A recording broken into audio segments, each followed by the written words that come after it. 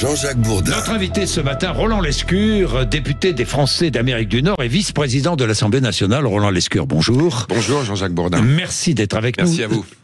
Les Français d'Amérique du Nord, bien sûr les Français qui habitent les États-Unis, mais aussi les Français qui habitent le Canada. Et ça, c'est très important. Vous revenez du Canada, Roland Lescure. Le Canada qui a changé de chef du Parti libéral. Justin Trudeau est parti. Il est remplacé par Mark Carney, qui a 59 ans, qui est un banquier que vous connaissez bien. Première déclaration, je regardais les premières déclarations de Mark Carney. Les États-Unis veulent notre pays. Nous ne pouvons pas laisser Trump gagner. Il a été clair tout de suite. C'est extrêmement intéressant ce qui se passe là-bas. Hein. Vous l'avez dit, j'en reviens. Parce que les Canadiens, ils sont pas très nationalistes. Oui. Hein, le seul truc qui les rassemble en général, c'est un bon match de hockey contre les Américains, qu'ils adorent gagner. Oui. Pour le reste, ils ont pas le drapeau aussi peut-être fort que nous. Et là, ils sont extrêmement rassemblés face à Donald Trump, face à la menace du 51e État, face à la menace des tarifs douaniers. Vous savez que dans les marchands de vin, partout au Canada, il n'y a plus un vin américain, il n'y a plus un alcool américain. Ils ont sorti ça de tous leurs rayons. Ce qui est très bien pour le vin français en passant, parce qu'on en exporte beaucoup là-bas. Et donc, il y a eu vraiment un rassemblement. Et Mark Carney, alors vous avez dit, il est banquier, il a aussi été banquier central. Il a été chef de la Banque du Canada et chef de la Banque d'Angleterre pendant le Brexit. Donc c'est quelqu'un qui est très crédible. Et face à lui, parce qu'il va y avoir maintenant des élections législatives, il y avait un conservateur limite trumpiste.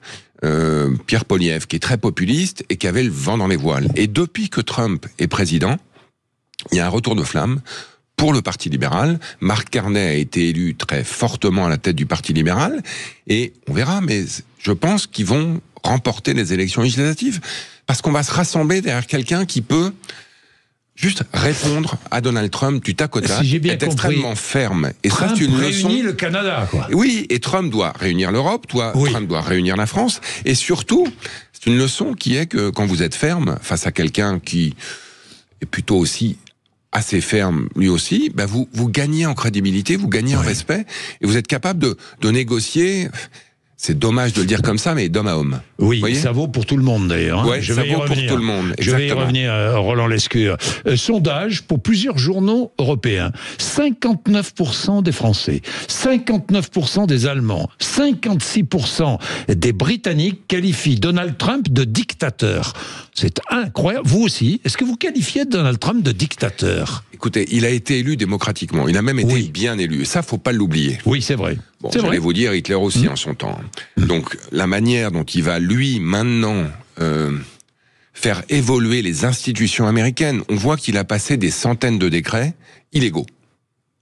Quand il licencie du jour au lendemain 10 000 fonctionnaires, il y a des juges qui disent non, vous n'avez pas le droit de faire ça. 68% de fonctionnaires qui ont voté pour lui, d'ailleurs, et qui s'en foudrage.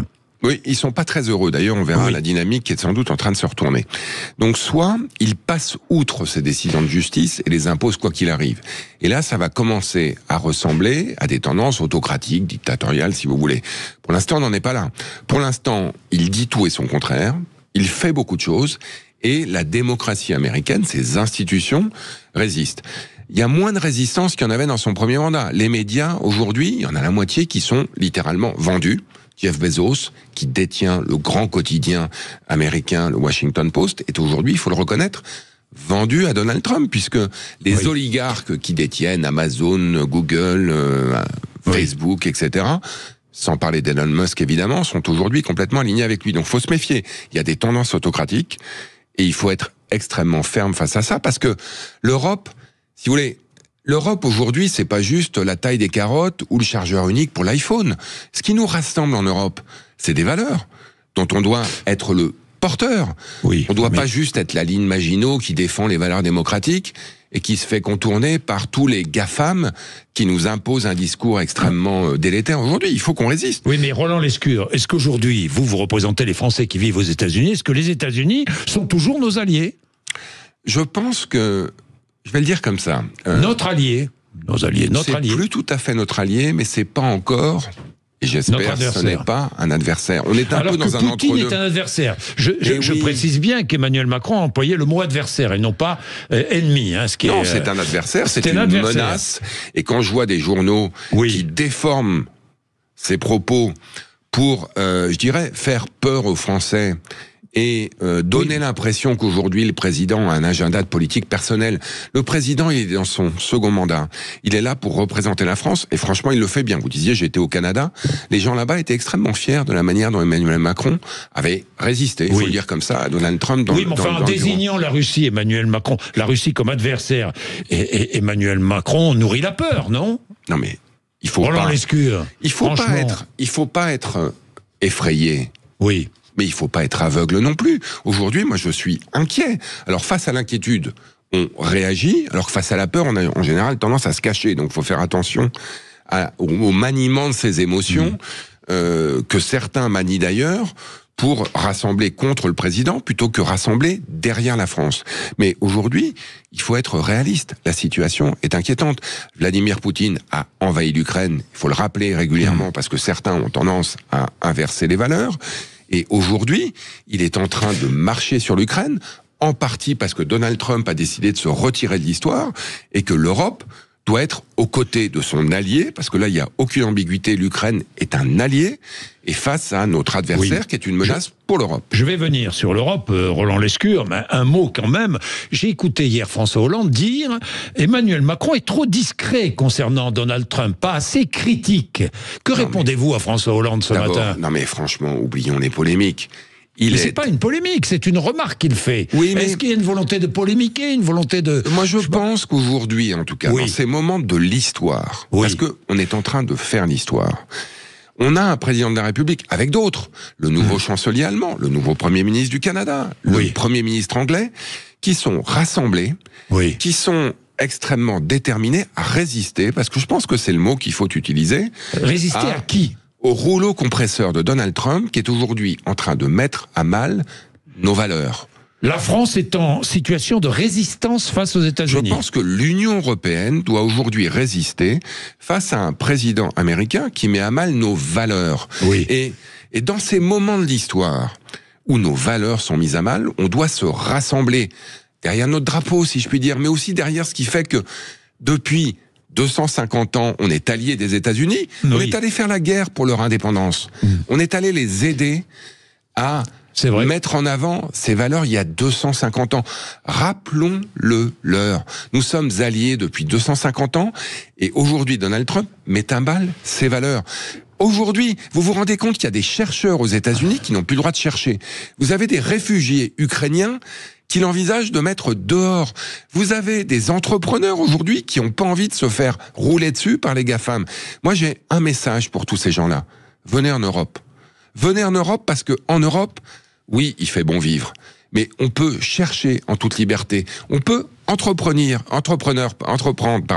en toute liberté. On peut aussi, quand on est malade, être soigné en toute protection. L'Europe, aujourd'hui, ça doit être le phare des libertés. Pas seulement la ligne de Maginot. D'accord, mais enfin, l'Europe, encore faut-il qu'elle existe. Elle existe, l'Europe. Évidemment, elle est renforcée par la situation internationale. Oui, mais quand je vois que 546 F-35 sont en commande par des pays européens, des F-35, des avions américains, qu'on ne peut pas utiliser sans l'aval des Américains, franchement... ça montre bien qu'est-ce qu'il faut faire? Est-ce que vous dites ce matin, il faut dénoncer ces contrats? Non, mais ça montre bien que, le président de la République avait raison de parler de souveraineté européenne depuis des années et d'essayer de convaincre un certain nombre de partenaires, on l'a fait, d'acheter plutôt des Rafales que des F-35. Maintenant, évidemment, il faut qu'on augmente la cadence du fait en Europe, du fait en France, pour l'industrie de défense. Et ça, on a lancé le mouvement il y a 2 ans.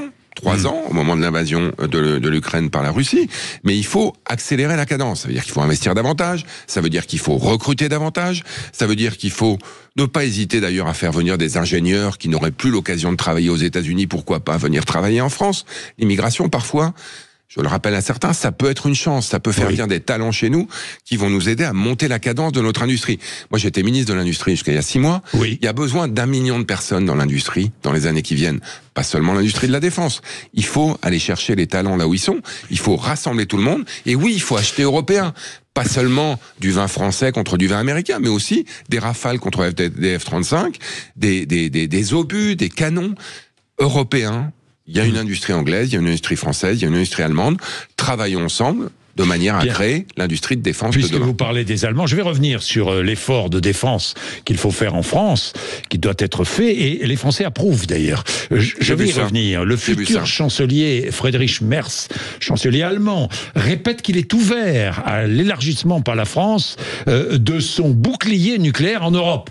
Vous aussi, j'imagine. Oui, mais ça veut dire quoi, hein? Parce que j'entends ici ou là, on va partager le fameux bouton rouge avec les Allemands qui vont nous tenir la main pendant qu'on appuiera. C'est pas ça le sujet. Le sujet, c'est qu'aujourd'hui, on a là des alliés, des amis, les Allemands, qui sont en première ligne derrière les Polonais face à l'adversaire russe, face à la menace russe, et qu'on doit être capable de dire, comme on le dit depuis 50 ans, le général de Gaulle l'a dit avant le président de la République, si vous êtes attaqué, on vous défendra. Et on vous défendra, quitte à faire preuve de dissuasion, parce que c'est le mot qu'on utilise, sur la partie nucléaire. Mais j'allais dire que... Mais la France... C'est une évidence. ...doit garder absolument le bouton nucléaire, évidemment. Hein. Mais ça c'est remis en question par personne. Mais de dire aujourd'hui... que les Allemands, les Polonais, les Lettons doivent être seuls et que nous, on va garder notre ligne Maginot, pour reprendre cet exemple, entre Français, ça serait ridicule. Évidemment, l'Allemagne, l'Autriche, la Pologne, la Tchéquie, l'Italie, l'Espagne, tout ça c'est l'Europe. On est un marché commun, on a un Parlement européen commun, on a un destin commun, et il faut qu'ensemble on soit capable de se défendre en commun et de porter ces valeurs dont on est aujourd'hui, pour l'instant. Moi je pense que l'Amérique reviendra à de meilleurs, je dirais, destins d'ici 4 ans, mais d'ici là, on est un peu les seuls porteurs de ce qu'on avait en commun avec l'Amérique depuis 250 ans, et c'est ensemble qu'on doit le porter. 68% des Français favorables, sondage Odoxa Le Figaro, 68% des Français favorables à une augmentation du budget de la défense. Alors comment augmenter le budget de la défense en France? Il est aujourd'hui de 50 milliards, un peu plus de 50 milliards, il va falloir passer à beaucoup plus. Comment faire? Alors, 61% des Français pensent que il faut rétablir une forme de service militaire. Comment faire pour financer l'effort de défense? Certains proposent de travailler 1 heure de plus par semaine, c'est la CPME, d'autres... Comment faire, Roland Lescure? D'abord, moi, ce que j'aime dans cette statistique que vous mentionnez sur le fait que les Français aujourd'hui sont pour le service militaire, c'est pas la solution. Aujourd'hui, la guerre... d'une nature très différente que quand vous, j'imagine, et moi, on a fait notre service militaire. À l'époque, on avait besoin de troupes. Aujourd'hui, on a besoin de cerveaux, on a besoin d'outils, on a besoin de programmes, on a besoin d'outils de défense cyber. Donc, je pense qu'il faut mobiliser nos cerveaux, y compris d'ailleurs dans ce qu'on appelle la réserve militaire. C'est pas le service militaire qui va nous permettre de faire ça. Mais ce que montre cette stat, c'est que les Français comprennent et sont prêts collectivement à faire un effort. Quelle forme il va prendre? D'abord, vous savez qu'aujourd'hui... Où trouver l'argent? D'abord, il y a des roubles qui traînent dans nos coffres. Il y a 200 milliards d'avoirs russes de la Banque centrale russe qu'on peut, aujourd'hui, on en utilise les intérêts.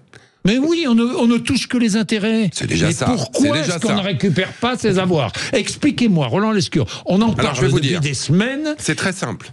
Jusqu'à il y a quelques semaines, on se disait, si on récupère les avoirs russes, les Américains vont en profiter pour dire, nous on se désengage, vous avez 200 milliards, on retire nos billes. Maintenant que les Américains retirent leurs billes, je dirais que cet argument, il tombe. Et donc, je pense qu'on a maintenant intérêt à le faire. Mais qui freine? Qui ne veut pas que ça... Madame van der Leyen? Non mais aujourd'hui, je les connais bien à Bercy, ils ont une crainte. Quelle crainte? Ils ont une crainte, puisque ce sont des avoirs détenus par les banques centrales, que si on les confisque, ça a un impact sur les marchés financiers. Que les gens disent, je vais plus mettre mon argent en Europe parce que je risque de me le faire confisquer. On parle d'une banque centrale, d'un État, un souverain qui en a attaqué un autre et qui est en guerre aux portes de l'Europe. On parle pas d'un fonds de pension américain qui va mettre un peu d'argent dans une entreprise française. Donc c'est Bercy qui freine. Mais oui, mais ils sont toujours un peu frileux, je le comprends.